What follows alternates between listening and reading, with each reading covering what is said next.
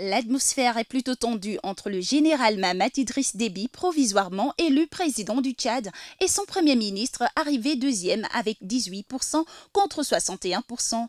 Pour le premier cité, qui n'approuve pas les résultats provisoires, les appels à la mobilisation de ses partisans pour des actions de protestation pacifiques peinent à rassembler du monde.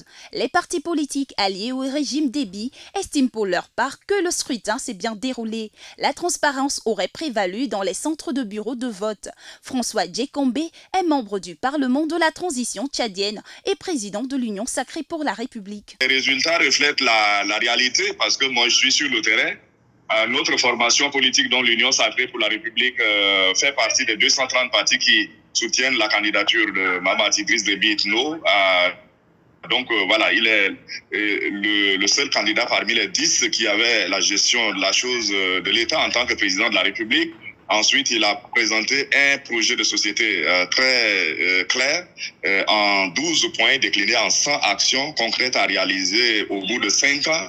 Ensuite, derrière lui, comme je l'ai dit, il soutient sa candidature. Donc, il est soutenu par l'essentiel de la classe politique tchadienne et je crois que ces résultats reflètent totalement la réalité. Les forces de sécurité et de défense tchadiennes sont déployées dans les agglomérations du pays depuis la publication des résultats de la présidentielle. Ils ont pour mission de prévenir toute tentative d'insurrection au moment de la publication des résultats définitifs, dont la date n'est pas encore connue. Sur les réseaux sociaux numériques, le Premier ministre tchadien revendique sa victoire. Une plainte à son initiative a été déposée sur la table du Conseil constitutionnel pour demander l'annulation du scrutin. Au niveau même de la population, beaucoup craignaient que les mêmes situations qu'en octobre 2022 où il y avait beaucoup de morts puissent se reproduire alors que les dirigeants prennent le soin de se mettre à l'abri et c'est les victimes innocentes qu'on va qui vont mourir. Et donc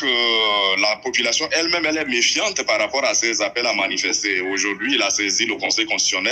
Bon, le Conseil constitutionnel va examiner sa requête et puis donner la suite. Et moi, je ne sais pas quelle suite le Conseil constitutionnel va donner, mais je crois qu'il a accepté en fin de compte de saisir une voie de recours qui est tout à fait normale, qui est démocratique. Donc, moi, je pense que c'est une très bonne chose. Maintenant, il faut attendre le verdict du Conseil constitutionnel pour voir si le verdict lui est défavorable, quelle orientation il va donner à sa revendication.